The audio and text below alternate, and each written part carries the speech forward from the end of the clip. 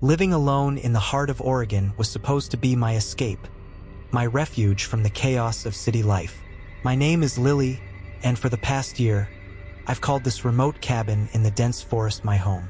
Nestled among towering pines and ancient oaks, the cabin offered a solitude that was both peaceful and, at times, painfully lonely.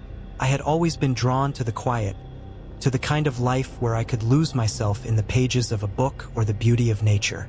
My days here were serene. I spent mornings sipping coffee on the porch, listening to the birds sing their morning songs. Afternoons were for exploring the woods, discovering hidden trails and secret clearings. In the evenings, I tended to my small garden, growing vegetables and herbs that I used in my cooking. But as night fell, the forest around me transformed. The once welcoming silence turned heavy, filled with the creaks and groans of trees swaying in the wind. The darkness was thick and impenetrable, and the shadows seemed to stretch and move with a life of their own. Despite this, I felt safe in my cabin, surrounded by the warmth of the fire and the familiarity of my routines. The loneliness was a small price to pay for the peace I had found here. Friends and family were far away, but I didn't mind. I relished the isolation, the chance to disconnect and find myself again. However, that all began to change when the whispers started. At first, they were barely noticeable, soft murmurs that could easily be dismissed as the wind rustling through the leaves. But night after night, they grew louder, more insistent. It was as if the forest itself was trying to communicate with me, to draw me deeper into its dark embrace. The words were unclear, but the tone was unmistakable, urgent, almost pleading. It was a typical night in my cabin, the kind that had become so familiar over the past year. The fire crackled in the hearth, casting a warm glow that pushed back the encroaching darkness outside. I was curled up on the couch with a book, the only sound the soft turning of pages and the occasional pop from the fireplace. Then, I heard it, a faint whisper, barely audible over the background hum of the forest. I paused, straining to listen, but the sound was gone. Shaking my head, I returned to my book, dismissing it as the wind or perhaps a small animal moving through the underbrush. After all, the forest was full of noises, especially at night. But the whispers returned the next evening. This time, they were a bit louder, more distinct. I could almost make out words, but they were jumbled and unclear, like someone speaking just out of earshot. I set my book down and listened intently, my heart beginning to race. Again, the whispers faded, leaving me in unsettling silence. Over the next few nights, the whispers became a regular occurrence. They seemed to start as soon as the sun dipped below the horizon, rising and falling in a rhythmic pattern. Each time I heard them, a chill would run down my spine. I tried to rationalize it. Perhaps it was the wind weaving through the trees in a peculiar way, or my mind playing tricks on me after spending so much time alone. I even considered the possibility that my isolation was getting to me, that I was imagining things in the oppressive silence of the forest nights. To ease my mind, I took to walking around the perimeter of my property during the day, searching for any signs of trespassers or animals that might be the source of the sounds. But I found nothing, no tracks, no disturbances, nothing that could explain the eerie whispers that plagued my nights. Despite my attempts to dismiss them, the whispers gnawed at the edges of my consciousness, growing more insistent with each passing evening. They seemed to call out to me, beckoning me to venture into the darkness of the forest. But the fear of what I might find held me back. I told myself that I was being foolish, that there was nothing out there but trees and shadows. Yet, deep down, I couldn't shake the feeling that something was watching me, waiting for the right moment to reveal itself. The whispers were becoming impossible to ignore. Each night, they grew louder and more persistent, filling the cabin with their eerie, disembodied voices. It was as if they were pressing in from all sides, seeping through the walls and into my mind. I found myself straining to understand them, to make out the words that seemed just beyond my grasp. My sleep was plagued by restless nights and vivid nightmares. During the day, I was exhausted and on edge, jumping at every creak and rustle. The once peaceful solitude of my cabin had turned into a prison of unease and dread. I could feel my sanity slipping, eroded by the relentless whispers that haunted my nights. Despite my fear, a strange compulsion began to take hold of me. The whispers seemed to call to me, urging me to follow them into the forest. It was as if an unseen force was pulling me towards the trees, promising answers to questions I didn't even know I had. The rational part of my mind screamed at me to ignore them, to stay inside where it was safe. But the pull was too strong. One particularly dark and moonless night, I couldn't take it anymore. The whispers were louder than ever, almost deafening in their intensity. My heart pounded in my chest as I grabbed a flashlight and stepped out onto the porch. The air was cold and still, the forest a wall of impenetrable blackness before me. The whispers seemed to swell with approval, urging me forward. I hesitated for a moment, flashlight trembling in my hand. But then I took a deep breath and stepped off the porch, the beam of light cutting through the darkness as I made my way into the forest. The whispers guided me, growing louder and more insistent with each step. My fear was palpable, but so was my curiosity. I had to know what was calling to me, what force was drawing me into the woods. The trees closed in around me, their branches twisting overhead like skeletal fingers. The whispers seemed to come from everywhere and nowhere all at once, a cacophony of voices blending together in a haunting symphony. I stumbled over roots and underbrush, my breath coming in short, ragged gasps. Just when I thought I couldn't go any further, I saw a faint, flickering light up ahead. The whispers were almost a roar now, urging me towards the light. I pushed through the last of the dense undergrowth and found myself standing in a small clearing. In the center was an ancient, crumbling shrine, illuminated by an otherworldly glow. The air was thick with an oppressive energy, and the whispers seemed to emanate from the very stones of the shrine. I took a hesitant step forward, my flashlight flickering as if in response to the supernatural presence. The whispers grew louder, more urgent, filling my head with a dizzying array of voices. I knew I should turn back, that I should run as fast as I could back to the safety of my cabin. But something held me there, rooted to the spot. I felt a chill run down my spine as I realized the whispers weren't just calling to me, they were welcoming me. The ancient shrine stood in the center of the clearing, its stones covered in moss and worn by time. It was clear that no human hand had touched it in decades, maybe even centuries. The eerie, flickering light that had guided me here seemed to emanate from the shrine itself, casting strange shadows that danced and twisted in the darkness. As I stood there, transfixed, the whispers swirled around me, louder and more insistent than ever. The air was thick with a palpable energy, pressing down on me like a heavy, suffocating blanket. My flashlight flickered and went out completely, plunging me into near-total darkness. The only light came from the shrine, its glow casting an unnatural pallor over the clearing. My heart pounded in my chest, and I could feel a cold sweat breaking out on my forehead. Despite the fear gnawing at my insides, I felt an inexplicable compulsion to move closer. Step by step, I approached the shrine, my breath coming in short, ragged gasps. The whispers grew louder, almost deafening now, as if the forest itself was alive with voices. Suddenly, the air grew even colder, and I felt a chill run down my spine.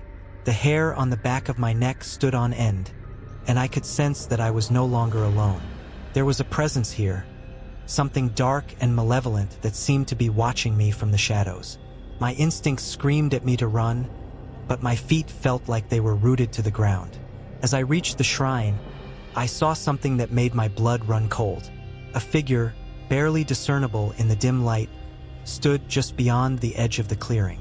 It was tall and shadowy, its form shifting and flickering as if it were made of smoke. The whispers seemed to emanate from this figure, their urgent tones blending into a single, terrifying voice. "Leave this place," the voice hissed, its tone dripping with malice. "You do not belong here." My body trembled with fear, but I couldn't tear my eyes away from the figure.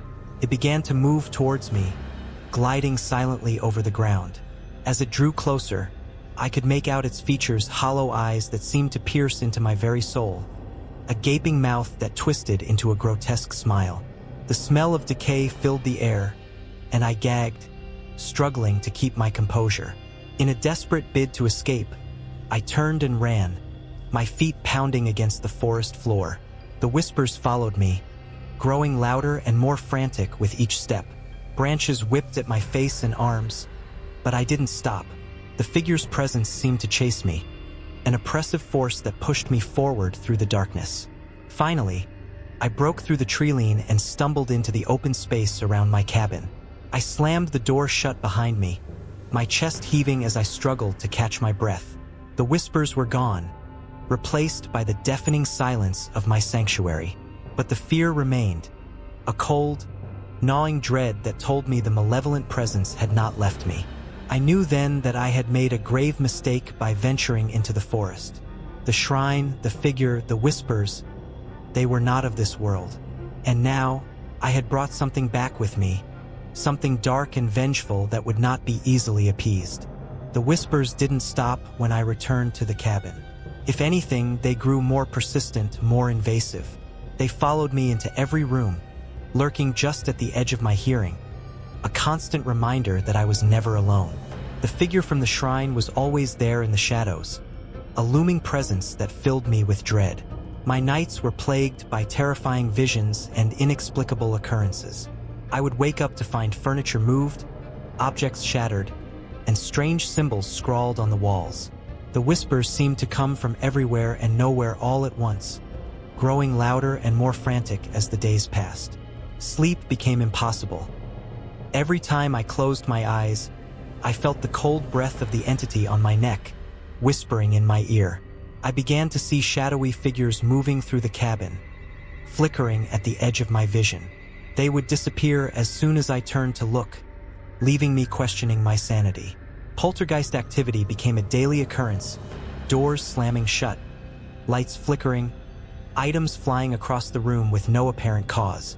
My once peaceful home had become a nightmare. My physical health began to deteriorate rapidly. I lost weight, unable to keep food down due to constant nausea and fear. Dark circles formed under my eyes from lack of sleep, and my hands shook with a constant tremor. I was always cold, no matter how many layers I wore or how high I turned up the heat. The oppressive presence of the entity seemed to sap all warmth and energy from the air. Mentally, I was unraveling. The whispers eroded my thoughts, making it difficult to concentrate or think clearly. I started to question what was real and what was a product of my increasingly fragile mind. Paranoia set in, and I felt like I was being watched at all times. Every creak of the floorboards, every rustle of the leaves outside, filled me with a sense of impending doom. Desperate for answers, I reached out to the locals, asking if they knew anything about the shrine or the forest. Most dismissed my questions with wary glances, but a few shared hushed whispers of their own. They spoke of ancient spirits, dark rituals, and a cursed land that should never be disturbed. One elderly woman, her eyes filled with a mix of pity and fear, warned me to leave the forest before it consumed me. Despite their warnings, I couldn't bring myself to leave. The entity had bound itself to me, and I knew that running would only delay the inevitable. The whispers had become a part of me, a sinister symphony that played in the background of my every waking moment. I felt like a marionette, my strings pulled by an unseen force that delighted in my torment. Each night, the shadowy figure grew bolder, appearing closer and more tangible. It would stand at the foot of my bed, its hollow eyes staring into mine, its grotesque smile twisting in the darkness. The stench of decay permeated the air, and I could feel its cold, clammy presence pressing down on me.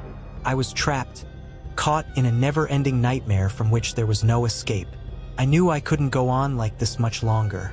My body and mind were breaking down under the relentless assault of the supernatural forces. I needed to find a way to rid myself of the entity, to break the curse that had been unleashed upon me. But every attempt to fight back seemed only to strengthen its hold, driving me deeper into despair. The situation was untenable.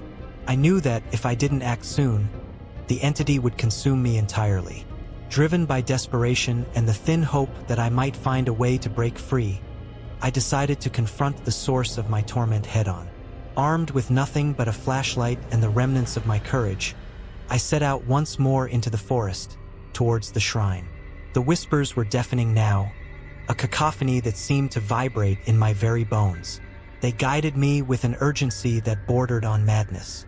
The air grew colder with each step, and an unnatural fog rolled in, obscuring my path. My heart pounded in my chest, but I pressed on, driven by a mixture of fear and determination. When I reached the clearing, the shrine was bathed in that same eerie, flickering light. The malevolent presence was stronger than ever, a palpable force that seemed to distort the air around it. The shadowy figure stood before the shrine, more solid and terrifying than I had ever seen it. Its hollow eyes locked onto mine, and I felt a wave of terror wash over me. "Why won't you leave me alone?" I shouted, my voice trembling. The figure did not respond, but the whispers intensified, 1,000 voices merging into one. They spoke of ancient rites and forbidden knowledge, of power beyond human comprehension. I realized with dawning horror that the entity wanted something from me, a sacrifice, an offering. Desperation overtook me. I grabbed a stone from the ground and hurled it at the figure. It passed through harmlessly, but the act seemed to provoke the entity. It surged forward, an overwhelming darkness that blotted out the light of my flashlight. The air grew frigid, and I felt icy fingers wrap around my throat, cutting off my breath. I fought with every ounce of strength I had, but it was like battling a shadow. The whispers filled my mind, drowning out my thoughts, and I felt myself slipping away. In a last-ditch effort, I reached out and touched the shrine, hoping to disrupt whatever dark power it held. A searing pain shot through my hand, and the whispers reached a fever pitch. Suddenly, I was back in my cabin, gasping for air. The whispers were gone, replaced by an eerie silence. For a moment, I thought I had succeeded, that I had broken free from the entity's grasp. But then I saw the reflection in the window, the shadowy figure standing behind me, its hollow eyes watching. I turned to confront it, but there was nothing there. The room was empty, but the oppressive presence remained. My body felt heavy, my mind foggy. I stumbled to the mirror and saw something that made my blood run cold. My reflection was not my own. It was the figure's, its hollow eyes staring back at me, a grotesque smile twisting my features. The realization hit me like a physical blow. I hadn't defeated the entity. I had become it. My body was a prison, my mind a battleground where the whispers now reigned supreme. I could feel my identity slipping away, replaced by the malevolent force that had haunted me. In a final, desperate act, I scrawled this account in my journal, hoping that someone might find it and understand the horrors I faced. As I write these last words, I can feel the entity's control tightening, its whispers drowning out my thoughts. I don't know what will become of me, but I fear the worst. If you're reading this, heed my warning. The forest is cursed, and the shrine holds a darkness that no human should ever disturb. Leave this place and never return, for if you do, the entity will find you, just as it found me. Enjoyed it? Give a like and spread the terror. Subscribe and hit the bell so you don't miss any scares. Join our dark community.